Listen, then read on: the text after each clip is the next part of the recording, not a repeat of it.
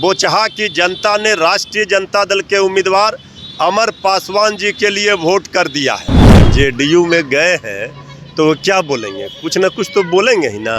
राष्ट्रीय जनता दल के नेताओं को ही बुला बुला करके, उनके परिवार को बुला बुला करके अपना वजूद बचा रही है।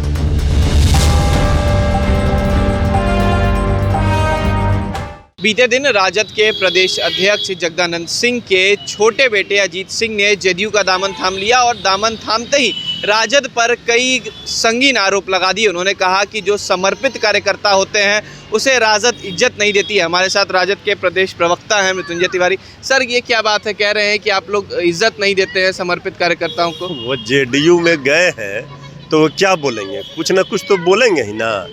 जो भी लोग जाते हैं पहले दिन तो आप लोग भी तरजीह देते हैं और मीडिया का कैमरा सामने रहता है तो कुछ भी बोलना है, लेकिन हम पूछना चाहते हैं आज रघुवंश बाबू के पुत्र कहाँ हैं?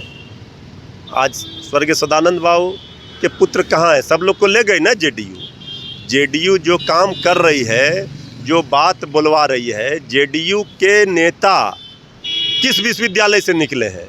इसी विश्वविद्यालय से न निकले हैं, लालू जी के विश्वविद्यालय से। राष्ट्रीय जनता दल तो वो पार्टी है जहां वंचित, शोषित, पीड़ित, उपेक्षित कार्यकर्ताओं को पनाह मिलता है। अब जेडीयू में जो लोग गए उनका राजनीतिक भविष्य ही समाप्त हो गया। बहुत सारे उदाहरण मिलेंगे, इसलिए वो गए हैं, वो कुछ ना कुछ बोलेंगे। एक दो दिन के बाद फिर उनका भी कहीं अता पता नहीं रहेगा, ढूंढने से भी नहीं मिलेंगे। अच्छा, तो ललन सिंह भी एक बात कह रहे हैं। ललन सिंह कह रहे हैं कि जगदा बाबू क्यों वहां पर रह रहे हैं, वहां पर जब इतना उनके साथ गलत हो रहा है, जब उनके बेटा जेडीयू ज्वाइन कर सकते हैं तो जगदा बाबू क्यों नहीं। देखिए, एक बात तो उनके बयानों से ये अर्थ निकल रहा है कि जेडीयू के पास अपना कोई नेता नहीं है और जेडीयू राष्ट्रीय जनता दल के नेताओं को ही बुला बुला करके, उनके परिवार को बुला बुला करके अपना वजूद बचा रही है। जेडीयू तो खुद ही कब्रगाह में है। अब तो जेडीयू के ऊपर बुलडोजर चलाने के लिए बीजेपी तैयार बैठी है। तो ये सब दबाव से उबरने के लिए ये इसी तरह का काम कर रहे हैं। उनके पार्टी के लेकर के आ रहे हैं, उनसे पार्टी को लेकर के। जेडीयू का मतलब है बटोरन पार्टी, इस पार्टी को तोड़कर उस पार्टी को तोड़कर कांग्रेस को, यही ना करेंगे। इससे क्या होने वाला है? जनता के आशीर्वाद से राष्ट्रीय जनता दल 1 नंबर की पार्टी है। अब वो 3 नंबर की पार्टी है। 3 नंबर की पार्टी में जाने वाले उपदेश राष्ट्रीय जनता दल को 1 नंबर की पार्टी को क्या देंगे भला? तो ये सबसे कुछ होने जाने नहीं वाला नहीं है।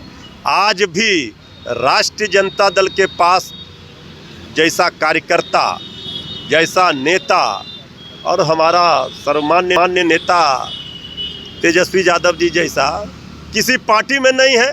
न ऊर्जा है, न निष्ठा है, न कर्तव्यनिष्ठ पदाधिकारी है, न नेता है, न कार्यकर्ता है। तो हमारे पास सब चीज़ है। ठीक है कि हमारे विरोधी आज हमारे पार्टी के नेताओं को बुलाना चाहते हैं, लाना चाहते हैं, वो अपने उनके पुत्रों को ले जा रहे हैं, बटोर रहे हैं नेता को। इसके बाद भी कोई फल नहीं मिलने वाला है। जेडीयू पूरी तरह से कब्रगाह में है और उनका सूर्य अस्त होने वाला है। अच्छा, एक आखिरी सवाल है। कल बोचहा विधानसभा चुनाव को लेकर जो है वोटिंग हो गई है, 16 तारीख को रिजल्ट आना है। क्या लग रहा है, त्रिकोणीय मुकाबला है या अमर पासवान जीतेंगे? देखिए, वहाँ कहीं कोई मुकाबला नहीं है। बोचहा में मुकाबला बिल्कुल साफ है। बोचहा की जनता ने राष्ट्रीय जनता दल के उम्मीदवार अमर पासवान जी के लिए वोट कर दिया है और जो बीजेपी के कोर वोटर थे वो भी अब हमारे साथ हैं। तो इसलिए वहाँ बीजेपी जमानत बचाने के लिए संघर्ष करती नज़र आ रही है। अब 2 दिनों में पता चल जाएगा। लेकिन बोचहा में एनडीए स्वाहा हो गया। कहीं कोई वोट काट करके ये करके जो लोग कयास लगा रहे हैं, कोई फ़ायदा नहीं। वहाँ जेडीयू ने भी बोचहा में बीजेपी को हराने के लिए काम किया। अच्छा, गीता देवी पे क्या कहेंगे? रमई राम आपके पार्टी से निकलकर वहाँ गए और अपनी बेटी को उम्मीदवार बना दिया वीआईपी पार्टी से, उस पर क्या कहेंगे? देखिए, टिकट तो एक ही रहता है। तो हर लोग अगर टिकट के लिए नहीं मिलने से नाराज़ हो जाते हैं तो वो चुनाव में अपना जो आजमाइश करते हैं। लेकिन मुख्य धारा की जो लड़ाई है एनडीए और आरजेडी महागठबंधन की, वही दोनों कैंडिडेट के बीच में लड़ाई है। और रमई राम जी अभिभावक के रूप में हैं, उनको धैर्य रखना चाहिए। वो अगर खुद लड़ते तो समझ में बात आती, लेकिन इसके पहले भी 2 चुनाव वो लड़े हैं। टिकट दिया था आरजेडी ने, अपमानित किया था जेडीयू ने, इसके बाद भी वो नहीं माने। अगर जो आजमाइश किए तो अब तो रिजल्ट सामने है, पता चल जाएगा उनको भी। ये थे हमारे साथ मृत्युंजय तिवारी, जिन्होंने साफ तौर पर कहा है कि जो स्थितियां बन रही हैं बोचहा उपचुनाव को लेकर त्रिकोणीय मुकाबला नहीं है, अमर पासवान जीतेंगे। और जिस तरीके से अजीत सिंह ने कल बयान दिया है, उस पर भी उन्होंने कहा कि अगर पार्टी बदलते हैं तो इस तरीके का बयान संभवतः तमाम लोग देते हैं। फिलहाल खबर में सिर्फ इतना ही। आप हमारे साथ बने रहें और देखते रहें TTV भारत। नमस्कार।